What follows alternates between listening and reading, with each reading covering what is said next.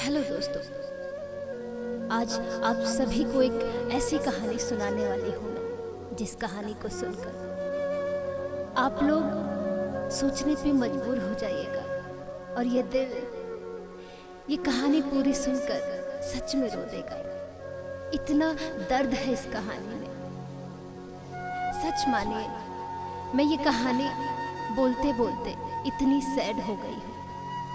एक लड़का था, अपने माँ बाप का इकलौता बेटा। माँ बाप कुछ साल पहले ही गुजर जाते हैं। लड़का अकेले ही बचता है। गांव में कुछ ज्यादा था नहीं तो सोचता है गांव में रहकर क्या करूंगा, शहर आ जाता। शहर आ गया। लड़का पढ़ा लिखा था।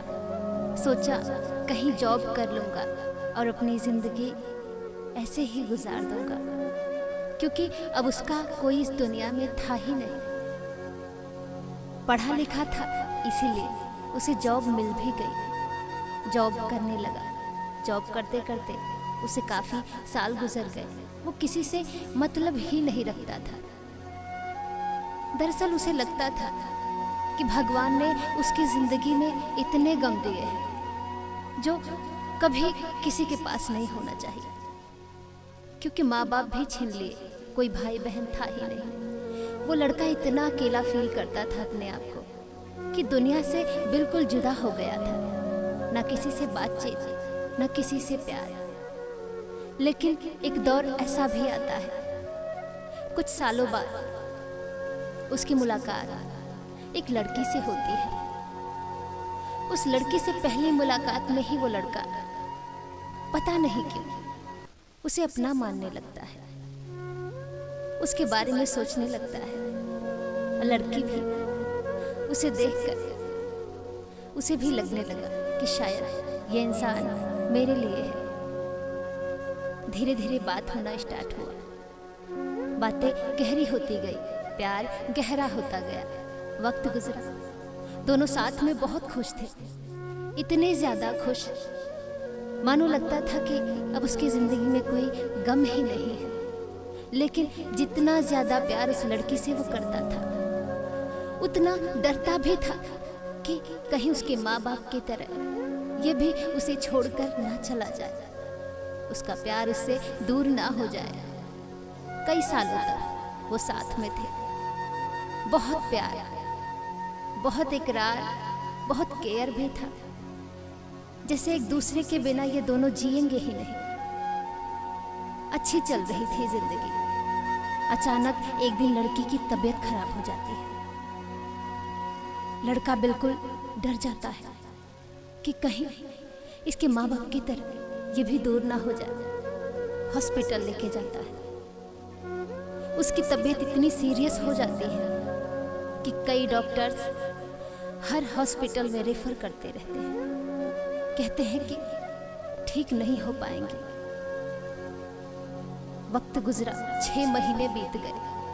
उसका इलाज कराते कराते लड़की ठीक नहीं हुई। लड़का हार मान के भगवान के मंदिर गया। उसे भगवान पर बिल्कुल ट्रस्ट ही नहीं था।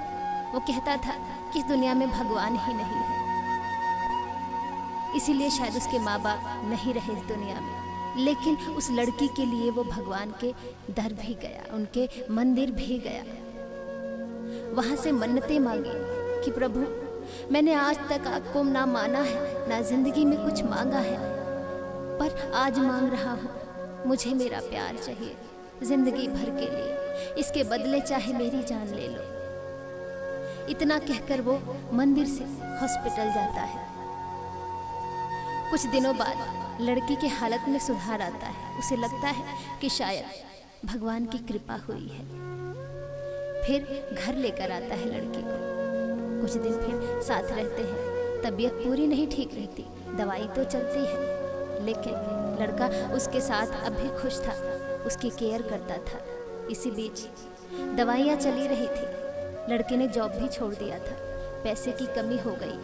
फिर एक दिन अचानक उसकी तबीयत बहुत ज़्यादा सीरियस हो गई। एक बड़े हॉस्पिटल में भर्ती कराया गया। भर्ती तो करा दिया गया, लेकिन ज़्यादा पैसा ना होने की वजह से लड़की की जान चली गई। ये बात जब लड़के को पता चली कि मेरे पास पैसे ना होने की वजह से मेरी जीवन साथी, मेरे प्यार की जान चली गई, वो न तो रो पाता है न तो कुछ कह पाता है, बस आंखों से आंसू बहते हैं और अब शब्द हो जाता है, बिल्कुल शब्द ही नहीं होते उसकी जुबान पर।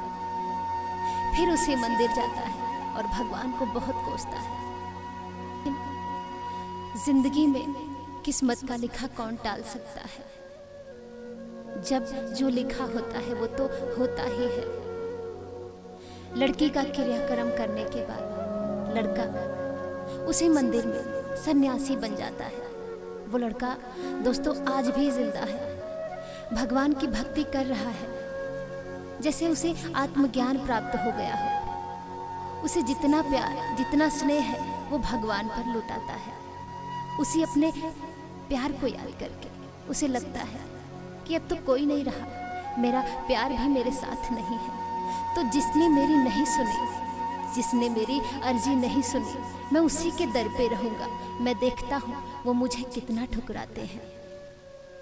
आज भी वो लड़का उसी मंदिर में पुजारी है, भगवान की भक्ति में लीन हो गया है। उसे अब तो मौत भी नहीं बुलाती, बस भगवान के दर पर उसे जैसे अपना प्यार, अपना संसार सब कुछ मिल गया है। दोस्तों, आप सभी ये कहानी पूरी सुने और आप सभी अपनी राय हमें कमेंट बॉक्स में ज़रूर बताएं। और अगर आप सभी की कोई सच्ची कहानी है तो हमें हमारे नंबर पर लिखकर ज़रूर भेजें। हमारे इस चैनल को सब्सक्राइब, लाइक, शेयर और हाँ, बेल आइकन दबाना बिल्कुल ना भूलें।